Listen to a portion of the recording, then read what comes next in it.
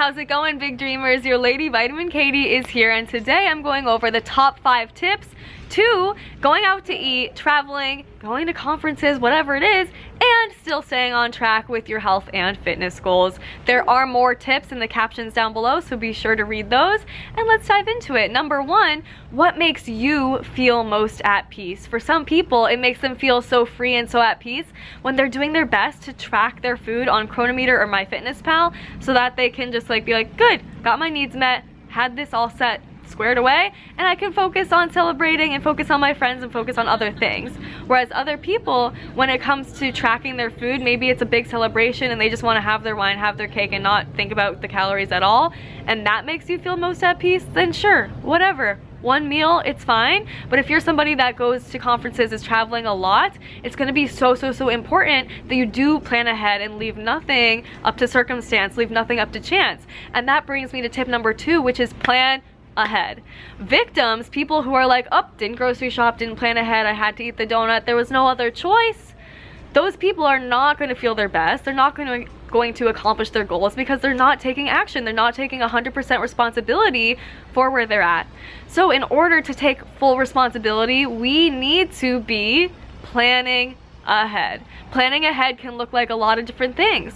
Sometimes I recommend my clients an SOL, shit out of luck bag of snacks, making sure you've got your plant-based protein powder packets, you've got your granola bars, your fruit, hummus, veggies, you know, snacks, making sure you've got something on you so that when you're shit out of luck, you can still feel your best. And planning also looks like, look up where you're going, what are the restaurants nearby, check out the Happy Cow website. They've got lots of vegetarian and vegan options with reviews. You can even go online and check out what menu items are the best to meet your macros, to meet your goals, and that look the best for you. Plan ahead, put it in on lock what you're going to be eating to make sure that you feel your best and you're staying on track. And right, there's a lot that we could do to take more responsibility for our success and in a lot of different areas of our life.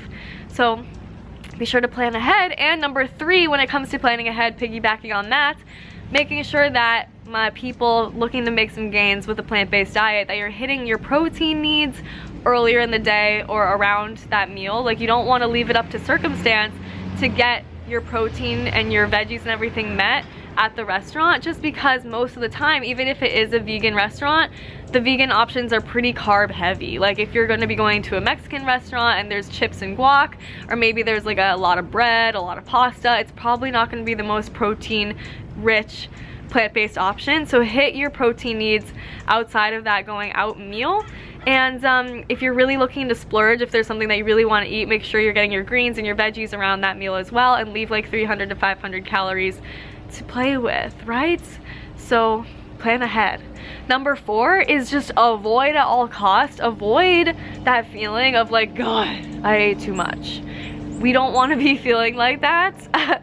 Whether you're looking to accomplish goals or not, we really don't want to just be super stuffed. Yeah, it's not a good feeling, okay? And to make that happen, make sure you're drinking plenty of water before the meal. We're not just like having alcoholic beverages all night. And you could definitely say to your waiter, yo waiter, could you please wrap up half of that and just bring me half, or you split your meal with a friend, or just literally just taking it slow, chewing your food, not vacuum cleaner. Like, let's not just inhale the food, because we know restaurant food is hella good, but just take your time, chew, talk to people. It's not just about the food, okay? Let's avoid that feeling. And if we do indulge a little bit, if we do notice we're a little bit more full than we'd like to feel, it's okay. We don't have to dwell on it. We don't have to overanalyze it. We don't have to beat ourselves up and feel guilty about it. Literally just taking a little walk afterwards, you'll be fine. Maybe just, I love this idea of putting a metaphorical period after that meal, flipping the chapter, turning the page, another meal, another day is another day. Just like I said, one cookie does not make us unhealthy, just like one salad doesn't all of a sudden make us healthy. It's really what we're doing most of the time. So if you are somebody who's going out to eat a lot, who has like these meetings with restaurants and stuff like that, of course we don't want this to be a pattern with you where you're just consistently indulging. So it's going to be really important to plan ahead. However, if this is just like a one-time thing, someone's wedding, something, people like, This doesn't happen every day. If you have one indulgence, that's okay. Progress isn't necessarily a straight line, like it goes up and down, general trend, right? So be gentle with yourself, love yourself, get excited about yourself and your goals so that for the next meal, for the next day, you can do what makes you feel your best. And that brings me to tip number 5, which is celebrate this life, celebrate whatever's going on. Yes. And remember, we do not necessarily need to be eating and indulging to celebrate. Just because we're not eating a piece of cake, just because, does that mean we're not celebrating? No. We don't necessarily deserve to have that dessert because it's our birthday or it's someone's birthday or whatever.